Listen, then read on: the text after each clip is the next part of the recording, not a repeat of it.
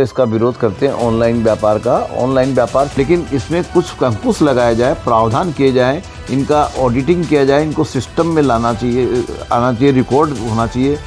व्यापारी की क्या मांगे हैं, क्या समस्याएं हैं, क्या वो सरकार से चाहते हैं, आज इस विषय पर हम बातचीत करेंगे। क्या लगता है सरकार चेंज होने के बाद में व्यापारी में उत्साह है या क्या कहना चाहेंगे इस विषय पर? बिल्कुल, पूरे व्यापार जगत में उत्साह डबल इंजन की सरकार के कारण उद्योग जगत में एक नई ऊंचाई छुएगी। जैसा हमारे देश की आर्थिक स्थिति अभी चल रही, हम 5 ट्रिलियन इकोनॉमी की तरफ धीरे धीरे बढ़ते हैं। मेरा जो प्रश्न था उसमें जो अपन लोन लेते हैं उसमें इनिशियली 2 साल का समय जो ना व्यापारी को मिल जाए लोन, जो छोटे व्यापारियों को, छोटे व्यापारी अभी जो ये जो ऑनलाइन जो व्यापारी सिस्टम चल रहा है ना, इससे भी बहुत परेशान है। वो कहीं ना कहीं सरकार इस पर निरंकुश है, कुछ नहीं कर पा रही है।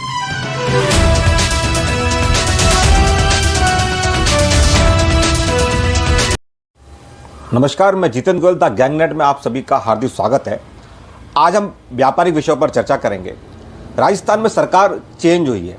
सरकार में चेंज होने के बाद में कहीं ना कहीं व्यापारी वर्ग में एक अच्छा खासा उत्साह है, क्योंकि अब उन्हें लगता है कि जो डबल इंजन की सरकार, क्योंकि राजस्थान में भी वही सरकार और केंद्र में भी वही सरकार है, तो कहीं ना कहीं अब जो व्यापारी की जो समस्याएं थी वो अब कहीं ना कहीं पूरी हो पाएंगी। व्यापारी की क्या मांगे हैं, क्या समस्याएं हैं, क्या वो सरकार से चाहते हैं, आज इस विषय पर हम बातचीत करेंगे। व्यापारिक जगत के मसीहा से ऐसी शख्सियत जो कहीं ना कहीं पूरे राजस्थान में व्यापारी प्रतिनिधि के रूप में जाने जाते हैं। आज हमारे साथ हैं अरुण जी अग्रवाल।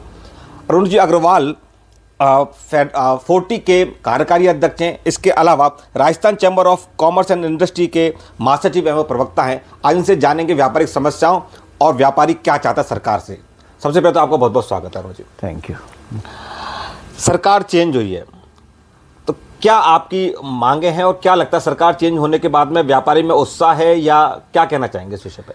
बिल्कुल, पूरे व्यापार जगत में उत्साह डबल इंजन की सरकार के कारण क्या है। हमारी जो विशेषकर मैं एमएसएमई सेक्टर की बात करना चाहूँगा, चूँकि एमएसएमई सेक्टर ही देश के इकोनॉमिक्स की रीढ़ की हड्डी है।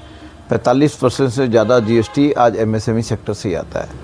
ऐसे में एमएसएमई सेक्टर की हमारी कुछ जो सेंटर और स्टेट के कोऑर्डिनेशन नहीं होने के कारण कई बातें हमारी पूर्ण नहीं हो पाती थी, और निश्चित रूप से अब डबल इंजन की सरकार होने से व्यापार उद्योग जगत में एक नई ऊंचाई छुएगी।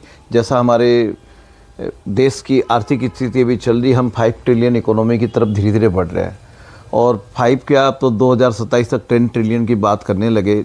और ऐसे में निश्चित रूप से भारत वर्ल्ड की 5वीं इकोनॉमी तो आज आ चुका है, और जल्द ही तीसरी इकोनॉमी के हम बात भी करते हैं, और उस दिशा में हम अपना कदम भी बढ़ा रहे हैं।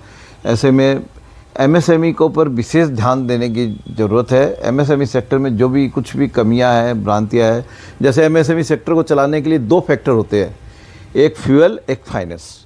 अब फ्यूल की जहां मैं बात करूंगा तो फ्यूल में पेट्रोल, डीजल, बिजली, ये जब जीएसटी करीब 6.5 साल 7 साल होने में आगे लगा था, उस समय ये बात था कि 1 नेशन 1 टैक्स की भावना से जीएसटी लागू किया गया, किंतु वो अभी तक जीएसटी की भावना पूर्ण नहीं हो पाई। हालांकि सैकड़ों अमेंडमेंट हो चुके हैं जीएसटी लगने के बाद। जीएसटी काउंसिल की मीटिंग होती है, उसमें हमारी मांगें हम रखते हैं।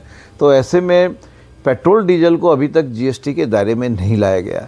राजस्थान के परिप्रेक्ष्य की जहाँ बात करेंगे हम, तो राजस्थान में 2nd 3rd हाईएस्ट रेट है डीजल पेट्रोल की, और चुनाव से पहले भी ये वादा किया गया था सार्वजनिक मंचों से भी कि इसकी हम समीक्षा करेंगे, लेकिन वो अभी तक नहीं हुआ है। ऐसे में इसका जो समीक्षा के बजाय यदि इसको जीएसटी में ला दिया जाए तो निश्चित रूप से ये बहुत कारगर साबित होगा, क्योंकि व्यापार में फ्यूल का, पेट्रोल डीजल का काफ़ी रोल होता है। बिजली की रेटें भी बात करूँगा मैं, तो वही बिजली की रेटें हाईएस्ट 4th रेट है पूरे इंडिया में। यहाँ पे राजस्थान में बिजली एक रॉ मटेरियल है इंडस्ट्री के लिए।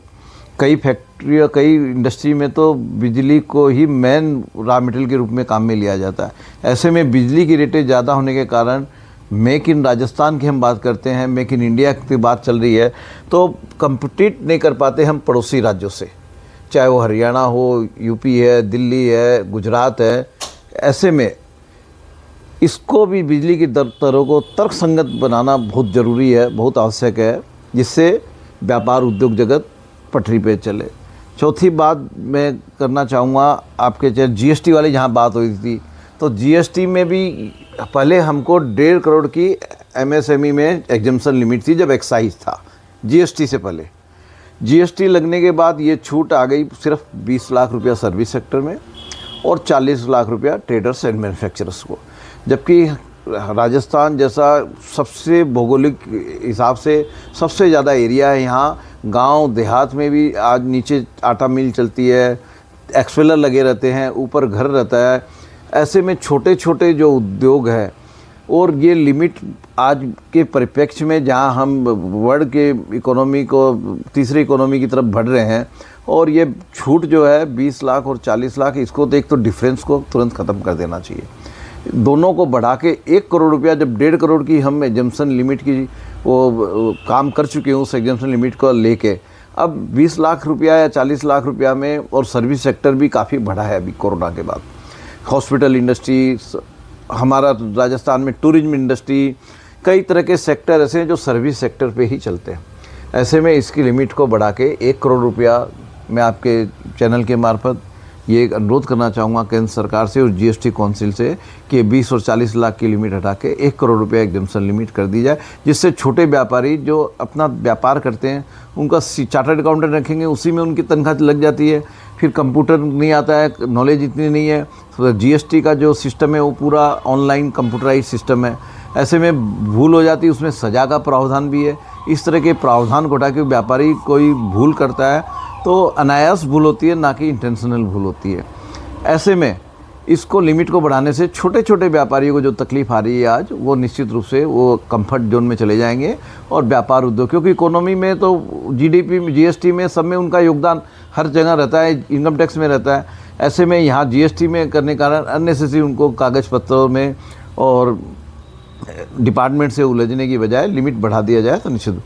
दूसरी बात फाइनेंस की, जहाँ में फ्यूल की बातें हुई है, फाइनेंस की बातें जैसे है, तो फाइनेंस में बैंक लोन ये प्रावधान है 2 करोड़ तक का फ्री कोलेटरल्स लोन मिलने का। लेकिन कोई भी फाइनेंशियल इंस्टीट्यूशन हो, बैंक हो, कोई भी बिना कोलेटरल के लोन देते नहीं है। इस कारण व्यापार उद्योग जाके लास्ट में अटक जाता है। ऐसे में एक कोऑर्डिनेशन कमेटी बने, सेंट्रल और स्टेट में भी डिस्ट्रिक्ट वाइज, तहसील वाइज ऐसा कोऑर्डिनेशन बने, इनको एजुकेट किया जाए, एजुकेशन सिस्टम लाया जाए फाइनेंस सेक्टर में भी, जिससे जो लेने वाले हैं वो भी समझ सके कि मेरा कहाँ राइट है, कितना तक मैं क्या कर सकता हूँ, और देने वाले को भी ये मालूम होना चाहिए कि हाँ ये हमारा प्रावधान है, हम यहाँ तक हम दे सकते हैं। तो निश्चित रूप से फाइनेंस और फ्यूल ये 2 अहम मुद्दे हैं। आपने कहा फाइनेंस और फ्यूल जो सिस्टम है उसमें देखिए अभी जो सरकार है ना कहीं सोलर को, जैसे आपने बिजली की रेट की बात की, सोलर को बहुत बढ़ावा दे रही है। पर पहले सुनने में आ रहा था कि शायद जो है ना जो कॉमर्शलाइज जो सोलर प्लांट लग रहे हैं उन पर शायद सब्सिडी मिलती थी। अब सरकार ने कहना कि सोलर प्लांट पर सब्सिडी खत्म कर दी।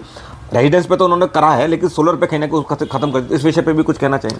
बिल्कुल, सोलर पॉलिसी को इनको ऑल इंडिया वाइज बहुत ज़्यादा रिलैक्स करना, क्योंकि राजस्थान में सोलर की अपूर्व संभावना है। बिल्कुल, राजस्थान में जितना इंडिया में राजस्थान में है, यहाँ फ्री को अपने को एनर्जी को कंज्यूम कर सकते हैं। आदमी सोलर करता है और फिर काम में लेता है, तो उसमें भी कई इनके कड़े प्रावधान है, सब्सिडी के प्रावधान है। तो इस सब को सोलर को अपने को सोलर के अलावा अल्टरनेट एनर्जी की भी और ज़्यादा लाइन जैसे बिछाए, एलपीजी लाइन, सीएनजीसी लाइन, फैक्ट्रियों में जैसे डीजल पेट्रोल पे ही निर्भर नहीं रहे, क्योंकि इनका लिमिटेड सोर्स है। ऐसे में यदि अपने एलपीजी सीएनजी पाइपलाइन बिछा के फैक्ट्रियों में दिया जाए तो निश्चित रूप से ये भी एक सॉल्यूशन है। और सोलर का तो है ही, सोलर को जितने रिलैक्स करके ईजी पॉलिसी बना के नियम कानून एकदम सरल बनाया जाए, जिससे घरों में भी जो छत रहती है उसमें भी अभी मुश्किल से 10% लोग भी नहीं लगा रखें। ऐसे में ऐसा प्रावधान आएंगे तो लोग आगे बढ़ के खुद ब खुद उसको लगाएंगे, जिससे सरकार के ऊपर भार भी कम आएगा, बिजली प्रोडक्शन करने का भी और सरप्लस होने का भी। आपने एक बात की, फाइनेंस सेक्टर में कोलेटरल जो प्रॉपर्टी को रख के जो ना लोन ज़्यादातर बैंक के देती हैं, वो कहते हैं कि मतलब सरकार तो उसको कर देती है विभिन्न योजनाओं में, लेकिन कहीं ना कहीं बैंक जो है ना गड़बड़ करते और पैसा नहीं देते। इसके साथ एक चीज़ और देखी जा रही है कि क्या होता है कि बाहर जो मैंने कई सिस्टम मैंने बाहर के देखे हैं कि कोई भी अपना कोई नया बिजनेस लगाता है, छोटा ही चाहे दुकानदारी दुकान ही क्यों ना करें, उसका कोई उसको मानो 10 लाख का लोन दिया, 20 लाख का लोन दिया, तो वो साल भर बाद प्रॉफिट में आएगा। मिनिमम अपन मान के चलते कि 365 तो भाई दुकान खाती है खुद को, फिर कहीं ना कमा के देती है, लेकिन उसकी किस्त पहले दिन से स्टार्ट हो जाती है। बड़े बिजनेसों में तो मुझे को लगता है कि ना कि 2 से 3 साल का एक गैप होना चाहिए, मतलब इसको अपन हॉलीडे टाइम बोल सकते हैं, कुछ होना चाहिए। तो इस सिस्टम पे भी कुछ आपने कुछ वर्किंग की है क्या? आप सरकार को अपना सजेशन देंगे? बिल्कुल जितेंद्र जी, बहुत अच्छा प्रश्न पूछा आपने। जैसा मैं अभी बोल भी था कि राजस्थान भौगोलिक दृष्टि से सबसे ज़्यादा एरिया राजस्थान में है और ऐसे में लैंड भी बहुत प्रचुर मात्रा में है, किंतु राजस्थान में लैंड कॉस्ट इतनी ज़्यादा है। जैसे हमारी रिको की ही एक बात करते हैं हम, रिको एक इंडिपेंडेंट एंटिटी है गवर्नमेंट की, पब्लिक सेक्टर अंडर, लेकिन वो ऑक्शन करती है। ऑक्शन में वो 9% कोई उसमें सिस्टम है, इंस्टॉलमेंट पे भी कोई ले सकता, उसमें वो ब्याज दर 9% चार्ज करती है, जबकि बैंकों के ब्याज दर मोटा मोटी 7% के आसपास होते हैं। ऐसे में मैं अनुरोध करना चाहूँगा कि एक तो इंटरेस्ट रेट को कम किया जाए, दूसरी बात लैंड को 3 साल तक लाइसेंस नहीं लेना पड़ता है राजस्थान में। कोई भी इंडस्ट्री लगाए, कुछ भी लगाए, उसको लाइसेंस की कोई ज़रूरत नहीं, एक सिंपल फार्म भर के दे दे। तो वैसे में लैंड बैंक बना के और रेंट पे लैंड को अवेलेबल किया जाए, क्योंकि पूंजी जो है, किसी भी स्टार्टअप आता है, कोई यंग एंटरप्रेन्योर्स आता है, तो उनकी पूंजी लिमिटेड होती है और लैंड पे ही सारी पूंजी लगा देता है और फिर बैंक से लोन नहीं मिलता है, उसके कारण सिक में चली जाती यूनिटें। तो लैंड बैंक बना के उनको स्टार्टिंग में कोई किराए पे भी ऐसा प्रावधान हो, रेट इंटरेस्ट ऑफ रेट कम हो। और तीसरी बात, रिको की जब पॉइंट आ गया, तो रिको में राजस्थान में सबसे बड़ी समस्या, आज शहर में 60-60, 70-70 साल पुराने इंडस्ट्रियल एरिया हैं, वो शहरों के बीच में आ गए। जैसे मैं जयपुर की बात करूँगा, विश्वकर्मा इंडस्ट्रियल एरिया है, या झोटवाड़ा है, या 22 गोदाम सुदर्शनपुरा है, ऐसे इंडस्ट्रियल एरिया एकदम शहरों के बीच में आ गए। और Delhi government, Karnataka government, Haryana government, UP government, सब ने इंडस्ट्री वेयर हाउस को इंडस्ट्री का दर्जा दे चुका है, जबकि राजस्थान में भी UDH department, government of Rajasthan ने वेयर हाउस को इंडस्ट्री का दर्जा दे रखा है। लेकिन रिको आज तक हमारी मांग पिछले सरकार में लगातार करते आए हम, लेकिन वो मांग आज तक नहीं हुई कि वेयर हाउस भी एक इंडस्ट्री का, इससे भी रेवेन्यू जनरेट होती है, जीएसटी आता है, इनकम टैक्स आता है, सब कुछ आता है। खाली इंडस्ट्री क्योंकि शहरों के बीच में आ गए, उससे पोल्यूशन के भी सबसे बड़े फ़ायदा होगा। जो पोल्यूशन आज एनजीटी का इतना प्रावधान, कड़े कड़े प्रावधान है, इस एरिया में अब पोल्यूशन का नया लाइसेंस नहीं मिलेगा, एनओसी नहीं मिलेगा। हमारे विश्वकर्मा में आधा से ज़्यादा विश्वकर्मा इंडस्ट्रियल एरिया को एनजीटी वाले कवर करके, और अब फर्दर कोई भी पोल्यूशन का एनओसी नहीं देते हैं। ऐसे में इनको वेयर हाउस को इंडस्ट्री का दर्जा दिया जाए, और जिससे इंडस्ट्री वेयर हाउस के साथ साथ सर्विस सेक्टर भी है। आज सर्विस सेक्टर आएगी तो पोल्यूशन कम होगा। और शहरों के बीच में अब जब चूँकि इतनी आबादी बढ़ गई, जयपुर की आबादी 50 लाख के आसपास होने जा रही है, ऐसे में इसको तुरंत वेयर हाउस को इंडस्ट्री का दर्जा, सर्विस सेक्टर को इंडस्ट्री का दर्जा दिया जाए, जिससे जो ज़मीनें हैं वो कई के पास इंडस्ट्री के प्लॉट अलॉट हो रखे, लेकिन फालतू ज़मीनें जो काम नहीं आती पूरे। तो ऐसे में वेयर हाउस को इंडस्ट्री का दर्जा से वहाँ वेयर हाउस लगेंगे, वेयर हाउस लगेंगे तो निश्चित रूप से, और वो वेयर हाउस भी इंडस्ट्री के पार्ट है। इंडस्ट्री उसमें दूसरी बार रिको ने अभी लैंड यूज चेंज बंद कर रखा है।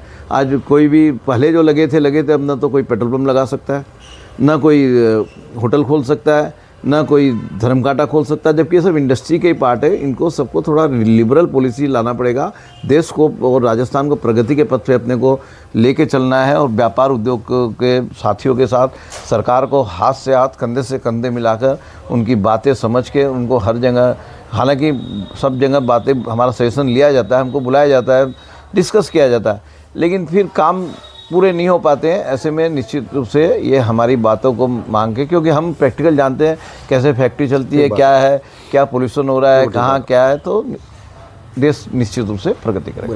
एक ये था, मैंने कहा ना, उसमें इन जो अपन जो लोन लेते हैं, मेरा जो प्रश्न था उसमें जो अपन लोन लेते हैं उसमें इनिशियली 1-2 साल का समय जो ना व्यापारी को मिल जाए, लोन जो चुकाने की जो किस्त है, ऐसा विदेशों में होता है कि भाई लोन लेने के बाद उसका एक टेम निकाला जाता है कि उसको कहते हैं ब्रेक इवन पॉइंट, कि ब्रेक इवन पॉइंट के बाद वो बंदा किस्त देना स्टार्ट करे, साल भर या 2 साल का उसको मिल जाए। नहीं तो शुरुआत में कई एमएसएमई इंडस्ट्रियाँ पैदा होती हैं, या छोटा दुकानदार, लघु उद्योग पैदा होता है, वहीं सिमट जाता है, किस्तों में निपट जाता है। बिल्कुल जितेंद्र जी सही बोले, लीप पीरियड होना चाहिए। पहले कोई टाइम में मेरे को याद है, राजस्थान में आरएफसी का जब लोन आजकल आरएफसी कैसे इतने ज़्यादा लोन नहीं लेते हैं, क्योंकि अब सब इजी हो चुके हैं। उस ज़माने में मैं 30 साल पुरानी 35 साल पुरानी बात करूँगा, तो उस समय एक ग्रेस पीरियड होता था, 6 महीने बाद किस्त आपकी चालू हो गई सर। ये निश्चित वैसा ही सब जगह सब फाइनेंशियल इंस्टीट्यूट और बैंकों में, यही मैं बोला ना, स्टैंडर्ड ऑपरेटिंग प्रोसीड्योर लाना चाहिए हर जगह, बिल्कुल, बहुत बढ़िया। जिससे किसी के दिमाग में कुछ भी नहीं हो कि मेरे साथ गलत हो रहा है, न देने वाले को न लेने वाले को। और लीव पीरियड रहेगा 6 महीने का, उसमें ग्रेस पीरियड रहेगा या साल भर का रहेगा, जो भी रहेगा, जब तक प्रोडक्शन में आ जाता है, मार्केट सर्च हो जाता है, मार्केट सर्वे हो जाता है, तो उसको लोन किस्त चुकाने में भी आसानी होगी, उसके ऊपर भार भी कम पड़ेगा, उसकी इंडस्ट्री भी।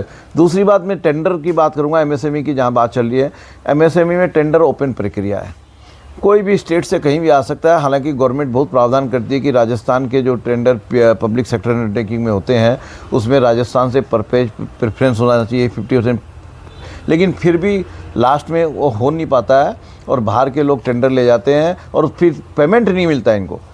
एमएसएमई वाले को, हमको पेमेंट जो 15 दिन का प्रावधान है, 6-6 महीने 12-12 महीने हो जाते हैं, पेमेंट नहीं मिलता। और एक बात, जो टेंडर कॉशन मनी जमा करना पड़ता है, वो हर बार टेंडर कॉशन मनी सबको जमा करना पड़ता है। टेंडर तो सबको मिलेगा नहीं, एक को मिलेगा, जिसको मिला उसका तो ठीक है, बाकी का टेंडर कॉशन मनी के रिफंड के लिए वो चक्कर लगाते रहते हैं। ऐसे में एक बैंकिंग पासपोर्ट बुक सिस्टम कर देना चाहिए, एक नंबर आ जाना चाहिए कॉशन मनी का कि ये टेंडर कॉशन मनी का नंबर है, उस पासबुक नंबर या बैंक खाता नंबर डाल दिए तो अपने को बार बार कॉशन मनी जमा नहीं कराना पड़ेगा। टेंडर आया तो ठीक है, नहीं तो अपना पैसा अपने पास रहा, दोबारा आया तो दोबारा। ये सिस्टम डेवलप हो जाए तो निश्चित रूप से एमएसएमई के लिए फायदेमंद है। इन दिनों ना व्यापारियों के बीच में जो एमएसएमई है उनके बीच में एक बड़ा चर्चा का विषय बना हुआ है। एक को नया कानून आया है, मेरे को ज़्यादा नॉलेज नहीं है, कि भाई 45 दिन के अंदर जो ना पेमेंट जमा कराना पड़ेगा। तो ये केंद्र सरकार का कानून है, इस पर कोई आपकी क्या राय? बिल्कुल ये गलत है, सरासर गलत है। ऐसे ही उद्योग धंधे अब पटरी पर धीरे धीरे आ रहे हैं। कोरोना की 3 साल की मार हम सहे हैं, पूरा इंडिया ही नहीं पूरा वर्ल्ड सहा है।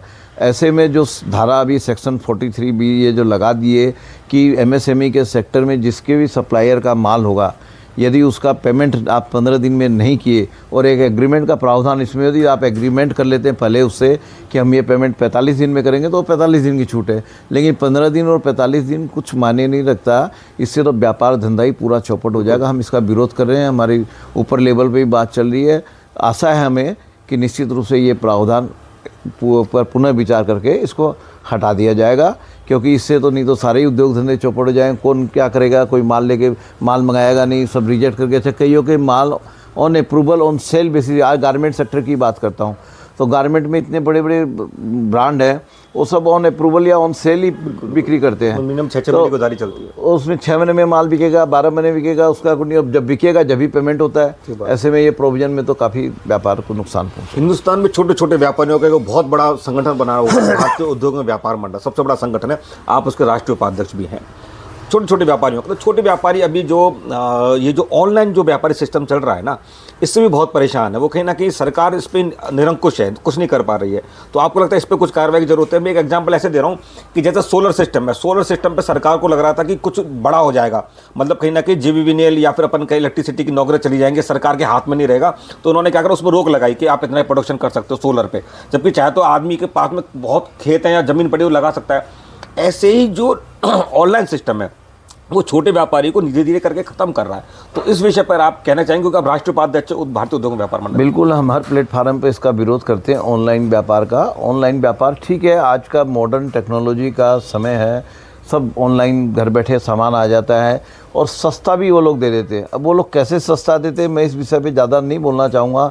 कहीं हो सकता है कहीं टैक्स का कोई वो होगा, एवेशन होगा, या और कोई चीज़ का क्वालिटी का एवेशन होगा। इससे हमारे जो छोटे छोटे दुकानदार जो है, जो हर मोहल्ले में, गली में, चौराहे पे या बाज़ार में जो दुकान खोल के सवेरे से शाम तक अपने खोल के बैठते हैं, धूप दिया बत्ती करते हैं और शाम को भी वो खाली हाथ चले जाते हैं, ये ऑनलाइन का सबसे बड़ा नुकसान हुआ है।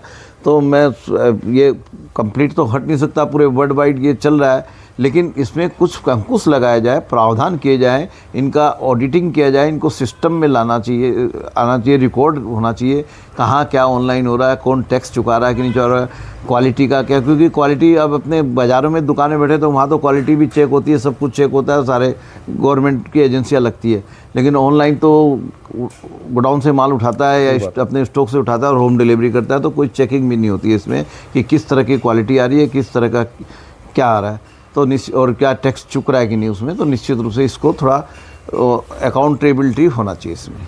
आपके राजस्थान में भजनलाल सरकार को 2 महीने हुए हैं, अभी उनको एक लंबा समय निकालना है, पूरी सरकार 5 साल तय करेगी, तो क्या मांग है अभी आपकी कि उनसे कि नई सरकार है, खुद की अपनी व्यापारी, जब भाजपा की सरकार आती है तो अपनी सरकार समझता है, तो आंदोलन तो करता नहीं, इनकी मांग ही कर सकता है, तो क्या मांग है आपकी? मांग इंडस्ट्री के हिसाब से देखूंगा तो मैं जैसा अभी बोला, जयपुर और राजस्थान के परिप्रेक्ष्य में रिको को, वेयर हाउस को इंडस्ट्री का दर्जा दिया जाए, रिको में लैंड यूज चेंज तुरंत लाया जाए, जिससे पोल्यूशन का एक तो कमी होगी, पोल्यूशन बचेगा, आम नागरिक का जीना इजी होगा, और ईज ऑफ डूइंग बिजनेस और सिंगल विंडो सिस्टम जो यहाँ लागू है राजस्थान में, वो उसमें एक्ट भी पास हो रखा है सिंगल विंडो सिस्टम में, लेकिन उसको और अच्छी तरह से और ढंग से, अभी माननीय मुख्यमंत्री जी ने कहीं स्टोन मार्ट में, मैं भी था वहाँ, बोले भी कि हम इन्वेस्टमेंट समिट दोबारा करेंगे। निश्चित रूप से स्वागत योग्य कदम है। इस तरह के इन्वेस्टमेंट समिट होने से बाहर के भी इन्वेस्टर्स इंडिया के से बाहर के भी आते हैं और इंडिया के भी अदर स्टेट से भी आते हैं, तो ऐसे में निश्चित रूप से इसको, और पहले भी हर 2-3 साल में एक बार, पिछले 15-20 साल से होते आ रहे हैं इन्वेस्टर समिट, राजस्थानी कॉन्क्लेव, उसको और थोड़ा सिस्टमेटिक ढंग से करके, जिससे जो एग्रीमेंट हो वो धरातल पे उतरे, एमओयू खाली साइन करके नहीं रह जाए, तो राजस्थान निश्चित रूप से कोई संदेह नहीं है कि एक इंडस्ट्रियल हब और एक डेवलप्ड स्टेट के रूप में उभरेगा। ये हमारे साथ थे अरुण जी अग्रवाल। आपने जो व्यापारिक समस्याएं, जो व्यापारिक मांग है, उनके बारे में डिस्कस किया, गहनता से बात करें, डिटेल में हमको समझाया कि राजस्थान जो है बहुत बड़ी इंडस्ट्री बन सकता है हिंदुस्तान में, और बहुत आगे जो है ना राजस्थान का नाम हो सकता है इंडस्ट्री को लेकर। कुछ उनकी मांगे हैं, सरकार से बहुत ज़्यादा शिकायत नहीं, लेकिन कुछ मांगे उन्होंने सरकार के सामने रखी है, जिनमें 2 से 3 उन्होंने स्पेशली रूप से कहा है कि फ्यूल और फाइनेंस जो है, इन पे अगर सरकार पकड़ अपनी मजबूत बना ले और व्यापारी जो चाह रहे उसके हिसाब से अगर अपने जो है फैसला कर दे, तो निश्चित रूप से राजस्थान का जो व्यापारी है वो अपना राजस्थान के विकास में महत्वपूर्ण योगदान दे पाएगा। बहुत बहुत धन्यवाद सर, आपसे बात करने। Thank you sir.